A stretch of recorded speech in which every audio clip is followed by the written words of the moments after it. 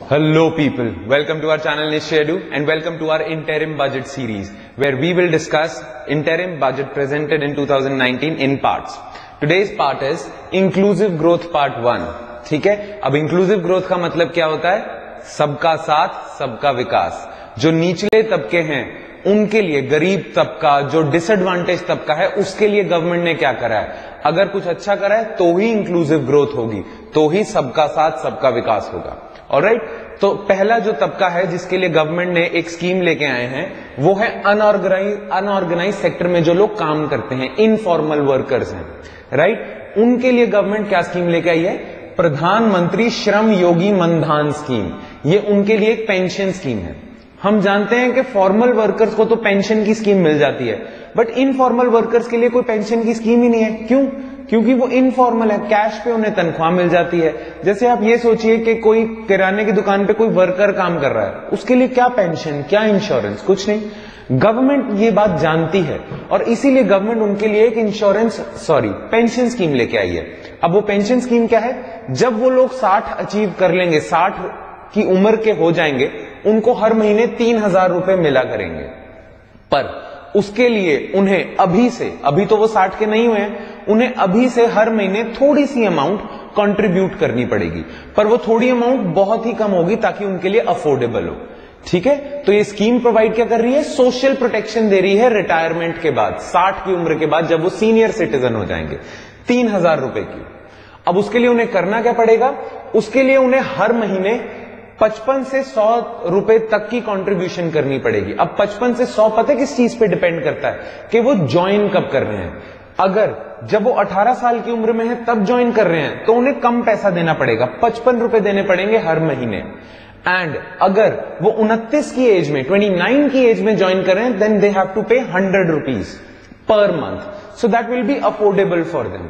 और जितना वो पैसा देंगे उसकी इक्वल मैचिंग अमाउंट गवर्नमेंट भी उनके बिहाफ पे कंट्रीब्यूट करेगी. सो फॉर एग्जांपल, अगर कोई इंसान 100 रुपए दे रहा है तो गवर्नमेंट भी उसके बिहाफ पे 100 रुपए देगी, तो उसकी पेंशन के लिए 200 रुपए जमा हो रहे हैं हर महीने. ऑलराइट, अब ये स्कीम सिर्फ उन लोगों के लिए है जिनकी मासिक तनख्वाह, महीने की तनख्वाह 15,000 है. 15,000 से कोई ज्यादा कमा रहा है और वो इनफॉर्मल सेक्टर में भी है, उसके लिए प्रधानमंत्री श्रम योगी मनधन स्कीम नहीं होगी. ऑलराइट, ठीक है.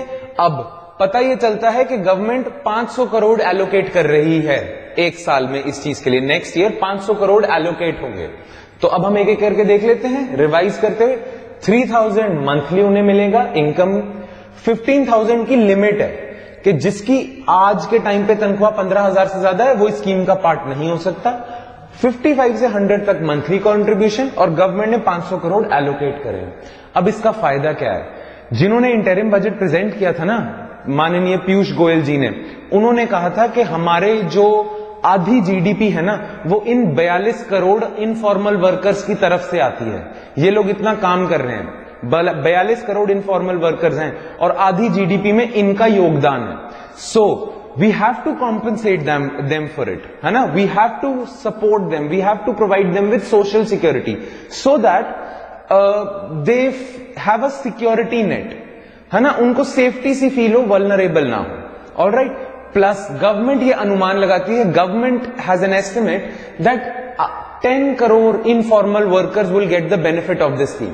10 करोड़ इनफॉर्मल वर्कर्स होंगे अगले 5 सालों में जो इसका बेनिफिट उठा सकते हैं.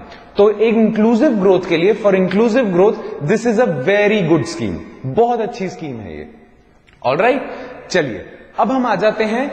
इसका जो सारा था ना, ये जो अनऑर्गेनाइज और ये स्कीम है, ये अच्छी तो है, ऑन पेपर सबको अच्छी लग रही है और सबने इसकी तारीफ करी है. बट एक जो चीज है जो एक क्रिटिसिज्म में निकल सकता है वो ये है गवर्नमेंट के तरफ से कि गवर्नमेंट ने ना ऑलरेडी जो एग्जिस्टिंग सपोर्ट स्कीम है ना, जैसे नेशनल सोशल असिस्टेंस प्रोग्राम, एक ऑलरेडी एग्जिस्टिंग पेंशन की स्कीम है for senior citizens, poor senior citizens, for widows, for disabled people. Already national social assistance program नाम की एक स्कीम चल रही है. बट इस साल गवर्नमेंट ने इसके लिए तो 500 करोड़ एलोकेट कर दिए, but national social assistance program scheme से 775 करोड़ रुपीस कम कर दिए. पहले नेशनल सोशल असिस्टेंस प्रोग्राम का बजट था 9,975 करोड़, अब उसको स्लैश करके कम करके 9,200 करोड़ कर दिया है। तो एक तरफ 500 करोड़ दे रहे हैं, दूसरी तरफ से 775 करोड़ ले रहे हैं। यू आर द बेटर जज, पर यूपीएससी के लिए हमें जजमेंट नहीं पास करनी, हमने कहना है कि this scheme is beneficial for informal workers and this will be a नुकसान, problematic area for destitutes, widows, disabled people, National Social Assistance Program। खैर, now we are done with this। अब आ जाते हैं हम सेकेंड पार्ट पे, वो है MSME sector के लिए भी गवर्नमेंट ने बहुत कुछ करा। अब एमएसएमई सेक्टर की जो बजट में प्रोविजंस हैं वो देखने से पहले एक बार ये देख लेते हैं एमएसएमई सेक्टर का की इंपॉर्टेंस क्या है, महत्व क्या है उसका। कहते हैं कि MSME sector is the second largest job provider. जो एमएसएमई सेक्टर है सेकंड लार्जेस्ट जॉब प्रोवाइडर है आफ्टर एग्रीकल्चर। सबसे ज्यादा लोग एग्रीकल्चर में हैं, उसके बाद एमएसएमई में है। एमएसएमई जॉब इंटेंसिव ज्यादा है, सबसे ज्यादा जॉब्स प्रोवाइड करता है। ऑलराइट, पर एज ऑफ नाउ अभी एमएसएमई सेक्टर बहुत बड़े क्राइसिस से गुजर रहा है, और सबसे बड़ा क्राइसिस है कैश क्रंच, पैसा, लिक्विडिटी क्रंच। उनके पास पैसा नहीं है। अगर पैसा नहीं होता किसी यूनिट के पास तो वो क्या करता है, लोन लेता है। बट एमएसएमई में क्रेडिट की भी प्रॉब्लम पड़ रही है, क्योंकि एमएसएमई सेक्टर को क्रेडिट एक्सेस अच्छा मिल नहीं रहा है। या तो उनके लिए लोन ज्यादा महंगा है, या उनको सस्ते लोन का एक्सेस नहीं मिल रहा है। जितनी भी गवर्नमेंट ने स्कीम्स चलाई हुई है सस्ते लोन की फॉर एमएसएमई, उनका एक्सेस इनको नहीं मिल रहा है। तो क्रेडिट को बढ़ावा देने के लिए एमएसएमई सेक्टर में क्रेडिट फ्लो ज्यादा हो, क्रेडिट फ्लो ज्यादा होगा तो लिक्विडिटी क्रंच रुकेगा। उसके लिए गवर्नमेंट ने एक स्कीम निकाली है जिसका नाम है interest subvention scheme. Interest subvention scheme क्या होती है, फार्मर्स के लिए ऑलरेडी है इंटरेस्ट सबवेंशन स्कीम। अगर एक जिसने लोन लिया है वो टाइम टू टाइम इंस्टॉलमेंट्स पे कर रहा है, कोई भी देरी नहीं कर रहा, जिस दिन उसको कुछ इंस्टॉलमेंट या इंटरेस्ट पे करना होता है टाइम से सारी पेमेंट कर रहा है, तो उसका इंटरेस्ट रेट 2% से माफ हो जाएगा। ठीक है, तो ये चीज एमएसएमई सेक्टर को भी दे दी है, 2% का interest subvention scheme, but for only loans up to 1 crore. 1 crore से ज्यादा का लोन उठाया हुआ है तो ये स्कीम लागू नहीं होती। तो जो स्मॉल सेक्टर्स हैं, स्मॉल एंटरप्राइजेस हैं, उनके लिए तो बहुत बेनिफिशियल स्कीम है। दूसरी चीज जो थी वो ये है कि government e market place platform already exist कर रहा है। अब government e market place platform क्या है, गवर्नमेंट ने ना एक फ्लिपकार्ट जैसी, अमेजॉन जैसी एक ई कॉमर्स साइट बनाई हुई है। तो गवर्नमेंट को भी तो कई चीजों की प्रोक्योरमेंट करनी पड़ती है। गवर्नमेंट मिनिस्ट्री को चीजें खरीदनी होती है, गवर्नमेंट डिपार्टमेंट्स को खरीदनी होती है, पीएसयूज को खरीदना होता है, राइट। तो वो फिजिकली जाके खरीद लेते हैं। अब गवर्नमेंट ने ये GEM, government e market place platform बनाया ना, तो जितने भी गवर्नमेंट प्रोक्योरमेंट्स, गवर्नमेंट के जितने भी डिपार्टमेंट्स हैं या जो भी ब्रांचेस हैं, उनको अगर सामान खरीदना है तो वो एक इस प्लेटफॉर्म पे चले जाएंगे। उनके लिए गवर्नमेंट ने अपने लोगों के लिए एक फ्लिपकार्ट, अमेजॉन जैसी चीज बना दी। ऑलराइट, अब इसका जो बेनिफिट है ना वो एमएसएमई सेक्टर को दे दिया। कैसे? गवर्नमेंट जो इस फ्लिपकार्ट जैसी चीज पे, अमेजॉन जैसी चीज पे जिसका नाम है जीएम, इससे जो प्रोक्योर करेगी ना सामान, उसमें 25% सामान की रिजर्वेशन दे दी एमएसएमई सेक्टर को। मतलब अब क्या होगा, जितने भी डिपार्टमेंट्स हैं, मिनिस्ट्रीज हैं, वो सामान प्रोक्योर करेंगे तो उसमें से 25% सामान होगा एमएसएमई सेक्टर से, बशर्ते अगर वो सामान प्रोक्योर कर रहे हैं इस प्लेटफॉर्म से। इस प्लेटफॉर्म ने बोला है कि जितना भी सामान प्रोक्योर होगा 25% will be sourced from MSME, और इसी 25% में 3% जो होगा वो उन एंटरप्राइजेस के लिए होगा which are owned by women.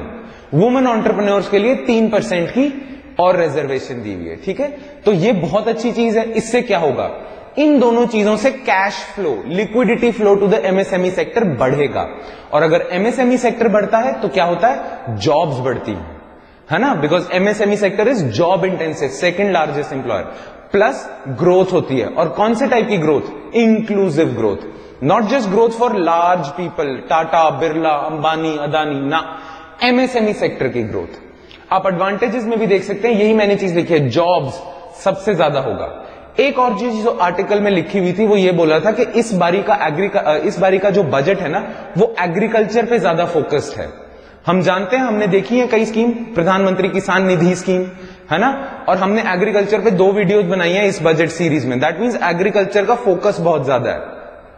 Agriculture का फोकस ज्यादा होने का मतलब क्या है कि एग्रीकल्चर में इनकम बढ़ावा देने की कोशिश कर रही है गवर्नमेंट, एग्रीकल्चर में डिमांड, रूरल एरियाज में डिमांड बढ़ाने की कोशिश कर रही है। एग्रीकल्चर बढ़ेगा तो रूरल एरिया बढ़ेंगे। अब इससे पता यह चलता है कि गवर्नमेंट का स्पेशल एग्रीकल्चर को फोकस देना, रूरल एरिया को फोकस देने का भी बेनिफिट एमएसएमई सेक्टर को मिलेगा। क्यों? क्योंकि अगर रूरल डिमांड बढ़ेगी तो एमएसएमई के लिए भी डिमांड बढ़ेगी। क्यों? क्योंकि कहते हैं कि 51% of MSME units are in rural areas. 50% MSME जो फैक्ट्रीज हैं, यूनिट्स हैं, वो रूरल एरियाज में है। तो अगर रूरल डिमांड बढ़ती है तो इनको तो फायदा है।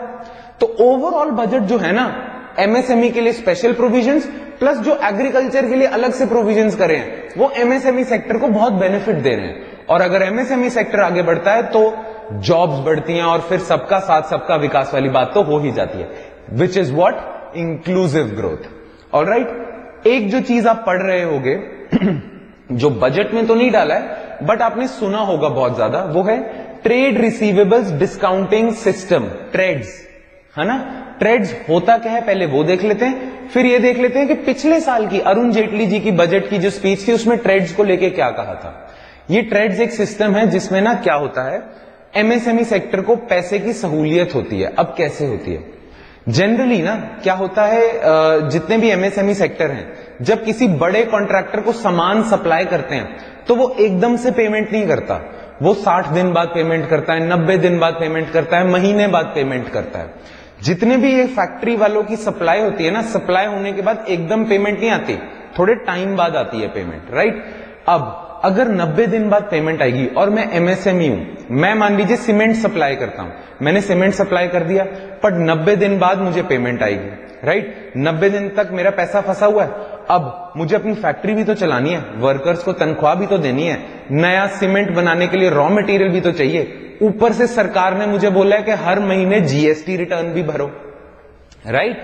तो अब मैं क्या करता हूं, जो भी बिल होगा ना, जिसके बेसिस पे मैंने सीमेंट दिया, मैंने किसी को सीमेंट दिया और बिल होगा मेरे पास उसका, राइट, बिल भी उसको दिया पर उसकी कॉपी होगी, उस कॉपी को मैं अगर बैंक को दे दूं तो बैंक उसे रीडिस्काउंट कर देगा। मतलब क्या होगा, मान लीजिए मैंने 100 रुपए का सीमेंट बेचा है, बैंक मुझे उसके बिहाफ पे जो बिल है मुझे 90 रुपए दे देगा, तो मेरा खर्चा चल जाएगा सारा। और जब 90 दिन बाद मुझे पेमेंट आएगी तो बैंक 100 रुपए रख लेगा, बैंक इससे 10 रुपए एक्स्ट्रा कमा लेगा, विच मीन्स क्या, बैंक इंटरेस्ट कमा रहा है, मुझे एक तरह का लोन मिल गया, राइट। तो कहते हैं कि 2018 के बजट स्पीच में अरुण जेटली जी ने कहा था कि आने वाले समय में ज्यादा से ज्यादा जो कैश फ्लो होगा वो थ्रू ट्रेड्स होगा to MSME sector. MSME sector को इसका बहुत फायदा होगा। और उन्होंने प्रॉमिस करा था कि जितने भी बैंक्स हैं उनको इस प्लेटफॉर्म पे लेके आएंगे ताकि जितने भी एमएसएमई सेक्टर हैं उन्हें ट्रेड्स के सहारे पैसा मिले।